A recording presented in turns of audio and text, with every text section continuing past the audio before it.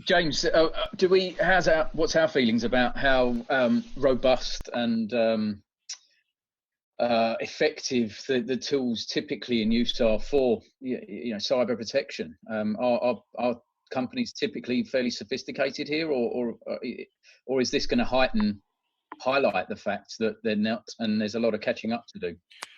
Well, there's a great range of answers to the degree of how sophisticated any organization is from any other. The context out there is extremely wide, but I think it's fair to say that most organizations have focused their security efforts within the digital walls of the organization to a far greater extent than they have to the endpoint.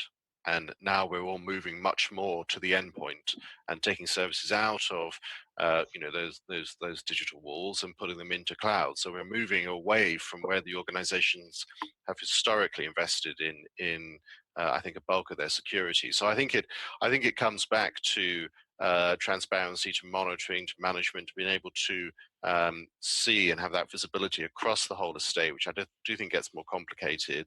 I also think that that there's going to be a massive requirement for end user training in a way that there hasn't been before, but also conversely, and really importantly, more aptitude and more interest from end users. Now that they're actually going to be working from home, and now that this is really coming into their houses in a number of different ways, I think the attitude towards security will be a step change in a positive way.